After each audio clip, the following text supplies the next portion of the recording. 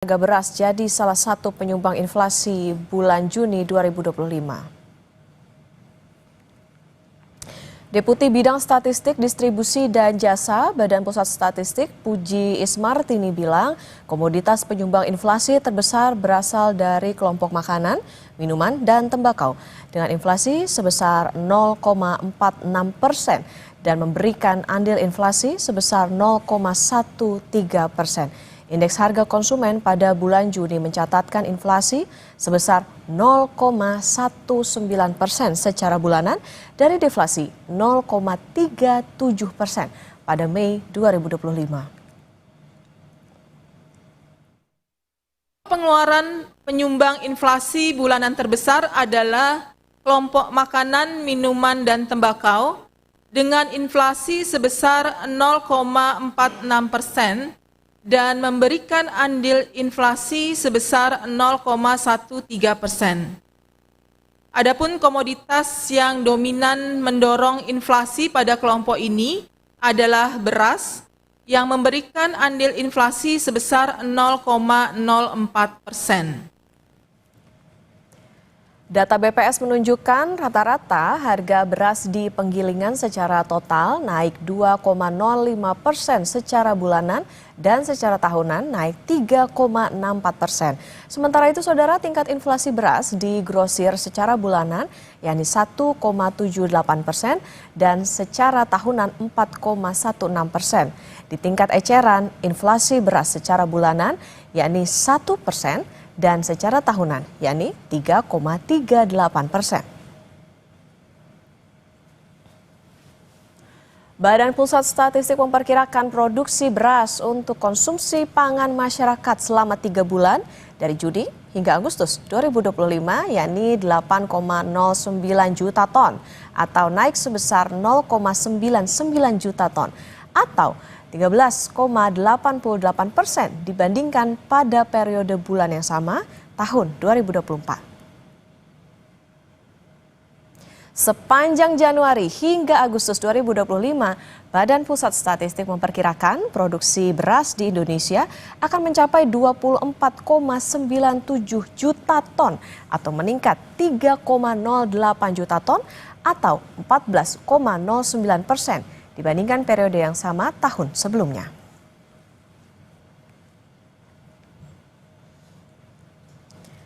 Saat produksi beras meningkat, harga beras di sejumlah daerah naik dalam beberapa hari terakhir. Kenaikan harga beras bervariasi dan terjadi pada beras jenis medium hingga premium. Di Semarang, Jawa Tengah, kenaikan harga beras sudah terjadi sejak 2 pekan lalu. Di Pasar Peterongan Kota Semarang, rata-rata harga beras premium ukuran 5 kg naik dari harga Rp75.000 menjadi Rp80.000. Sementara harga beras medium naik dari Rp73.000 menjadi Rp76.000. Harganya naik drastis ya ini ya. Jadi kalau yang kemasan yang premium itu bisa sampai harga jualnya Rp80.000. Tapi kalau yang curah yang kiloan itu per kilo bisa Rp16.000. Itu dari yang curah itu dari harga 14 sampai 16. Dulunya 14, sekarang 16. Terus kalau yang premium itu saya dulu 75, sekarang 80. Ya. Untuk yang medium bisa 75, masih 75, 76. Itu. Jadi ya dari harga 73. Itu. Jadi kenaikan sejak 2 minggu yang lalu sudah naik. Kenaikan harga beras membuat pemilik warung makan di Kelurahan Sampangan, Kota Semarang, putar otak. Pemilik warung makan ini memilih untuk tak menaikkan harga, namun juga tidak mengurangi takaran nasi dalam tiap porsi. Hal ini dilakukan agar pembeli tidak merasa keberatan dan warungnya tidak ditinggal pelanggan. Yo tetap ya biasa, masalah udah para pelanggan ya, kalau dikurangi yo malah jadi mengurangi pelanggan, takutnya yo seperti biasa aja. Untungnya dikurangi berarti? Ya pasti, pasti. Harapannya ke depan gimana? Yo harapannya yo kembali stabil, normal, kalau bisa murah lagi ya biar tambah. Yo buat konsumen juga sih, aku menekan konsumen juga biar tetap langganan. Di Pasar Soponyono, Surabaya, harga beras eceran jenis medium yang sebelumnya Rp13.000 per kilogram naik menjadi Rp15.000 per kilogram. Tidak hanya beras eceran, harga beras dalam kemasan 5 kg juga naik menjadi Rp75.000 hingga Rp85.000. Kenaikan ini berdampak pada turunnya penjualan. Ya mungkin semuanya jenis ya, untuk yang balik medium juga ada kenaikan. Sejak kapan kalau boleh tahu naiknya? Ya pertengahan Juni ini lah. Pertengahan Juni. Iya, Kalau boleh tahu mulai sekarang berapa? Yang medium berapa per kilonya? Untuk eceran yang medium kisaran 15. Kalau yang premium ini 16, yang super ini 17. Kalau yang untuk kemasan yang premium sendiri, yang 3 kilo berapa, yang 5 kilo berapa, Pak? Untuk yang premium yang kemasan antara yang 5 kilo itu antara 80 sampai 85. Kalau yang medium ya mungkin 75-an. Di pasar tradisional Pinasungkulan Karombasan Manado, harga beras jenis Membramo yang semula dijual Rp14.000 per kilogram, kini dijual dengan harga Rp15.500 per kilogram. Sementara, harga beras jenis Superwin awalnya dijual Rp14.500 per kilogram dan kini dijual dengan harga Rp16.000 per kilogram. Pedagang beras di pasar tradisional Pinasungkulan Karombasan Manado ini bilang, kenaikan harga terjadi karena stok berkurang. Karena petani padi di sejumlah daerah beralih menanam nilam. Kalau kami sebagai pedagang di sini, eceran untuk Membramo 15.500. Sebelumnya berapa? Sebelumnya 14. Kalau 14.000. kalau Superwin Superwin 16.000. sebelumnya 14,5. naik Bu. Iya. Kalau mau lihat DP kenaikan karena stok berkurang, dengan petani mungkin petani sebagai penerus berkurang lagi. Oke, berkurang ya. Apalagi banyak yang sudah berpindah ke rembilang dan tanaman nilam. Masyarakat berharap pemerintah segera menemukan solusi agar harga beras berangsur normal kembali. Tim Liputan, Kompas TV. Berikutnya, Saudara, Kementerian Pertanian bersama Badan Pangan Nasional dan Satgas Pangan Polri melakukan investigasi terkait kenaikan harga beras. Hasilnya, ditemukan beras jenis premium dan medium yang dijual di pasaran tak sesuai harga eceran tertinggi, hingga tidak memenuhi standar mutu. Selain tak memenuhi standar mutu dan dijual melebihi harga eceran tertinggi, Menteri Pertanian Amran Sulaiman bilang ditemukan juga beras yang dijual tidak sesuai dengan volume dan tidak teregistrasi PSAT atau pangan segar asal tumbuhan. Dari temuan ini, Amran bilang potensi kerugian konsumen mencapai 99 triliun rupiah. 5% tidak sesuai dan beratnya kurang lebih 10%. Dan kami mengecek di pasar di 10 provinsi kota besar Indonesia. Kami cek mulai mutu, kualitas, timbangannya, beratnya,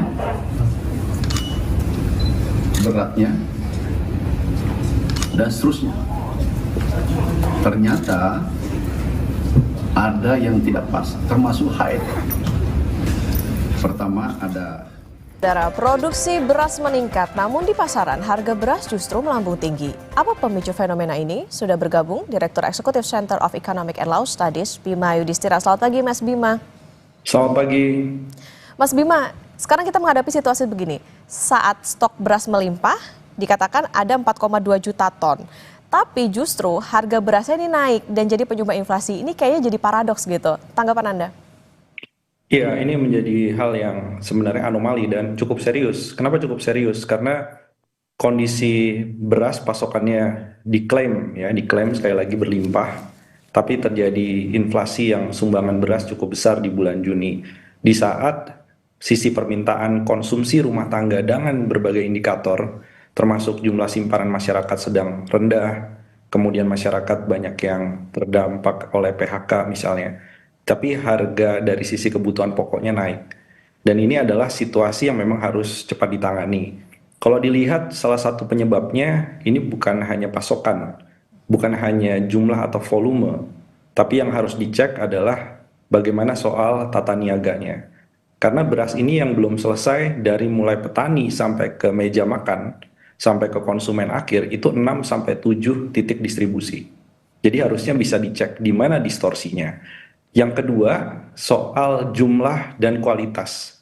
Jadi yang terjadi sekarang ini kan sebenarnya pemerintah, Menteri Pertanian sudah paham sekali ya, bahwa ada kualitas yang tidak sesuai. Harga beras medium kualitasnya kurang begitu bagus, tapi harganya terus mengalami kenaikan dalam beberapa minggu terakhir. Ini kan berarti ada pihak-pihak yang kemudian mempermainkan dari sisi harga, tapi beras yang diterima masyarakat kualitasnya rendah. Kemudian ada juga indikasi terjadinya pengoplosan beras untuk stabilitor harga pangan SPHP, itu menjadi salah satu catatan juga. Nah, isu yang lain adalah dari mulai gabah kering itu dikonversi menjadi beras, itu ternyata hanya 64% rata-rata secara nasional, itu data terakhirnya. Artinya apa? Artinya banyak yang mubazir, banyak yang tidak efisien dalam proses penggilingan mulai dari gabah keringnya menjadi beras. Nah, ini juga persoalan yang sepertinya belum diselesaikan. Tapi sekarang yang lebih mendesak lagi, daerah region bagian timur Indonesia itu kenaikan harga berasnya itu cukup ekstrim. Dan ada faktor logistik, tapi juga di sisi yang lain karena apa? Karena ada politik perberasan sejak zaman Orde Baru yang memaksa masyarakat di Indonesia Timur bergeser pangan lokalnya menjadi beras. Sekarang ketika berasnya kemudian tidak terdistribusi rata di Indonesia Timur, itu menjadi persoalan yang struktural. Oke, kami tangkap begini, artinya meskipun jumlahnya itu besar, 4,2 juta ton untuk stoknya, tapi lagi-lagi masalahnya tadi, tata niaga, distribusi, kemudian juga jumlah dan juga bagaimana kualitas, dan juga ada yang tidak efisien. Artinya begini Mas Bima, kalau diklaim itu menjadi jumlah yang besar, stoknya aman, ini menjadi suatu keberhasilan nggak? Atau justru jangan-jangan nih stoknya banyak, tapi ilusi aja gitu, bahwa ini ternyata masih ada permasalahan di balik tata niaga beras itu tadi? Iya, berarti kan begini, satu, apakah ada korelasi positif antara pasokan beras yang berlimpah terhadap kesejahteraan dari sisi petani? Kalaupun ada, seberapa besar dibandingkan yang dinikmati oleh para distributor, terutama distributor beras-beras bermerek. Itu catatan yang pertama. Yang kedua, ini kan ada program sebelumnya, gabah apapun kualitasnya itu diserap oleh pemerintah dengan harga yang cukup baik. Memang ini terkesan menyenangkan petani, tapi membuat disiplin dari sisi petani untuk memproduksi beras dengan kualitas yang bagus itu menurun juga.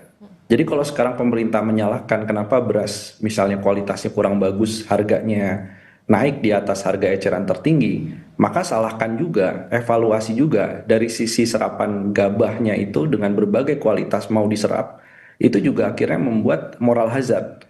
Membuat petani tidak tertarik lagi untuk mengembangkan varietas-varietas beras ataupun padi yang unggul, yang sesuai dengan kualitas yang sebenarnya diharapkan oleh pasar, diharapkan oleh konsumen. Nah, ini artinya memang sistem perberasan sebenarnya kalau hanya diklaim dari sisi swasembada, kemudian dari sisi jumlah, itu ternyata tidak menyelesaikan masalah. Yang harusnya dalam teori ekonomi, setiap ada kenaikan pasokan beras, karena keberhasilan panen, itu harga harusnya turun. Harusnya konsumen menikmati, tapi dari sisi petani, itu marginnya tetap stabil. Yang terjadi sekarang ini sekali lagi anomali. Kenapa pasokan berlimpah, tapi harga di level konsumen, harganya mengalami kenaikan. Jadi ada yang mismatch antara klaim surplus yang semu tadi dengan harga. Orang nggak mau tahu, maunya adalah beras tersedia, harganya wajar. Oke, ada beberapa permasalahan, perlu adanya evaluasi. Lantas skema apa yang sebetulnya dibutuhkan oleh pemerintah? Karena tadi tidak hanya menjaga stok, tapi juga menjaga supaya harganya bisa tetap terjangkau oleh masyarakat. Ya, salah satu bentuk intervensinya begini. Bentuk intervensinya kan sebelumnya ada Satgas Pangan. Jadi Satgas Pangan ini harus punya monitoring dan punya pendataan di titik distribusi mana. Mulai dari penggilingannya sampai kemudian retail ujung. Itu mana yang terjadi distorsi dari sisi kualitas dan juga dari sisi harga. Siapa yang bermain di sini dari sisi harga? Margin mana yang terlalu besar diambil? Ini yang perlu ada intervensi. Kemudian untuk beras-beras, misalnya beras-beras untuk intervensi kepada stabilitas harga pangan, ini harusnya Bulog yang langsung menyalurkan kepada masyarakat, menyalurkan kepada konsumen akhir. Kalau itu diserahkan kepada para pedagang, pastinya pedagang akan mengambil margin. Karena memang nature bisnisnya begitu, jadi nggak bisa disalahkan juga. Jadi kalau ada beras yang memang beras dari sisi pemerintah untuk menjaga harga, maka pemerintah yang harus ambil bagian di situ. Kemudian, ini isu yang tadi sempat disebutkan ya oleh beberapa pedagang yang mengeluhkan harga beras mahal, terutama di daerah Sulawesi misalnya. isunya sangat relevan yang belum selesai sekarang adalah regenerasi petani. Ini isu struktural, yang artinya kalau ke depan pemerintah kemudian mau main potong dengan food estate, kemudian militer dilibatkan, bahkan kepolisian juga dilibatkan dalam menggarap sawah, saya kira itu juga akan mendistorsi. Yang harusnya dilakukan adalah untuk menjaga stok beras ke depan, maka kuncinya adalah pada regenerasi petani-petani muda. Dikasih fasilitas-fasilitas dan juga dipastikan margin yang diterima oleh para petani-petani usia muda ini adalah margin yang menguntungkan mereka dibandingkan alih pekerjaan lainnya. Nah, ini yang belum selesai sekarang sehingga pemerintah seolah potong kompas dengan melakukan food estate yang justru ternyata kualitas beras yang dihasilkan, kemudian juga dari sisi petaninya tidak mendapatkan manfaat yang optimal dari sisi perberasan. Oke, Mas Bima, ini BPS mencatat 163 kabupaten kota di Indonesia harga berasnya naik di minggu ke-4 Juni 2025. Konsekuensinya apa sih sebetulnya dengan naiknya harga beras pada masyarakat terutama untuk kelompok rentan, Mas Bima? Ya, jadi kalau bicara soal beras ini sensitivitasnya signifikan sekali terhadap kenaikan jumlah penduduk miskin. Jadi garis kemiskinan itu 74%-nya itu berasal dari makanan. Makanan dirinci lagi sekitar 21%-nya itu sumbangan garis kemiskinan paling besar. Itu di pedesaan, di perkotaan, itu berasal dari beras. Jadi beras ini sedikit saja naik. Dulu ada riset ya, bahwa setiap 1% kenaikan harga beras, itu akan membuat jumlah penduduk miskin naik 300.000 orang. Jadi memang beras ini harus betul-betul dijaga sehingga dia tetap stabil dan jumlah orang miskinnya itu bisa ditekan. Karena memang situasi sekali lagi saat ini problemnya adalah bukan orang semakin banyak mengkonsumsi beras kemudian harganya naik, tapi ada yang tidak sinkron dari sisi pasokan tata niaga di saat daya beli masyarakatnya sedang lemah. Nah, ini yang bisa membuat angka kemiskinannya bisa meningkat kalau tidak ada intervensi untuk menstabilkan harga beras. Kita ingin lihat di bulan Juli, Agustus, kalau pemerintah mengklaim proyeksi produksi berasnya mengalami kenaikan, maka itu harus tercermin inflasi berasnya itu harus rendah. Boleh ada inflasi, tapi inflasinya tidak sebesar pada bulan Juni. Oke, artinya ini kan sudah terjadi di kondisi di mana stoknya aman dikatakan demikian, tapi harganya naik. Kebijakan apa yang perlu dilakukan oleh pemerintah dalam jangka pendek maupun jangka panjang di saat kita juga sedang menghadapi ini daya belinya juga kurang baik begitu, jangan sampai masyarakat kelaparan di saat dikatakan atau diklaim stoknya aman sampai 4,25 juta ton itu tadi? Ya, paling penting sekarang ini bagaimana caranya agar ada intervensi dari sisi penggilingan saja, itu bagaimana gabah kering itu digiling menjadi beras, itu susutnya jangan terlalu banyak. Ini masa susut rata-rata hanya 64% yang bisa dikonversi dari gabah kering menjadi beras. Kan itu idealnya kan 70-75%. Itu saja sudah bisa menambah produksi beras. Baru kemudian bicara soal kualitas. Nah, kualitas ini yang harus dijaga. Pemerintah boleh dan sangat boleh berpihak untuk membeli gabah dari petani dengan harga yang cukup baik. Itu memang kebijakan yang berpihak. Tapi di sisi yang lain harus dipastikan gabah yang dibeli itu pun juga kualitasnya terjamin. Jadi mulai dari hulu, kemudian intervensi dari sisi rantai pasok itu kalau bisa terus diperpendek. Dan ini yang diharapkan, kemarin kan ada Koperasi Desa Merah Putih, sebenarnya tujuannya adalah bagaimana menyerap gabah biar langsung kemudian masuk ke penggilingan dan bisa dikonsumsi oleh masyarakat lokal dalam bentuk beras. Nah, ini yang harus dipastikan, Kopdes yang 80.000 lebih itu harus menjaga kualitas dan pengawasan pada saat mereka diberi penugasan untuk menyerap gabah. Dan kalau itu tidak dilakukan, maka ini kita akan melihat stok diklaim dari data berlimpah, tapi tetap nanti masyarakat yang ingin mencari beras medium itu membeli dengan harga di atas harga eceran tertinggi. Jadi yang ke depan juga harus dipersiapkan, jangan sampai Kopdes Merah Putih ini menjadi distorsi di lapangan dari sisi sistem perberasan nasional. Oke, Mas Bima, menarik tadi sempat disinggung soal bagaimana Kopdes. Ini berarti program prioritas Presiden Prabowo Subianto. Seberapa efektifkah untuk menjaga itu tadi harga berasnya bisa tetap stabil dan juga stoknya bisa tetap aman di masyarakat? Ya, jadi yang paling penting kan bagaimana pemerintah ketika fokus pada ketahanan pangan, ini isu soal produksi dan distribusi yang merata. terutama di daerah-daerah di Indonesia bagian timur. Ini salah satu contohnya begini. Jadi pemerintah mengejar ketahanan pangan, tapi teman-teman yang ada di daerah Sulawesi Tengah, kemudian di Maluku, bahkan di Papua, itu sebagian concern soal masifnya pembukaan atau alih fungsi lahan. Untuk apa alih fungsi lahan? Untuk pertambangan. Jadi di sini pemerintah harus tegas bahwa ketahanan pangan, swasembada pangan ini yang utama. Stabilitas harga pangan itu yang utama. Karena nanti akan distorsinya begini, Jawa menjadi salah satu penghasil beras nasional, kemudian di daerah Indonesia Timur yang kita lihat lonjakan harga berasnya beberapa minggu terakhir terjadi, itu banyak lahan-lahan produktif pertanian dikonversi menjadi areal pertambangan. Itu nggak boleh. Jadi kita harus melihat juga fokus pemerintah untuk menjaga ketahanan pangan nomor satu. Kalau area itu lahan pertanian produktif tidak boleh dikonversi menjadi areal iup pertambangan. Itu saja sudah banyak menolong saudara-saudara di Indonesia bagian timur untuk tetap pede, tidak alih fungsi lahan, tidak alih profesi ke luar sektor pertanian. Oke, program prioritas ataupun juga kebijakan-kebijakan dari Presiden Prabowo Subianto ini tentunya ditunggu. Jadi jangan sampai jadi kebijakan yang semu tapi bisa punya dampak tadi sekaligus untuk mengevaluasi di bagaimana distribusi kualitas. Jangan sampai tadi stoknya melimpah tapi justru harga yang harus dibayar masyarakat untuk beras itu tetap tinggi. Karena tadi yang jadi catatan adalah beras naik, hati-hati kemiskinannya juga ikut bertambah. Terima kasih Direktur Eksekutif Selyos Mas Bima Yudhistira sudah bersama di Kompas Bisnis. Terima kasih Mas. Terima kasih.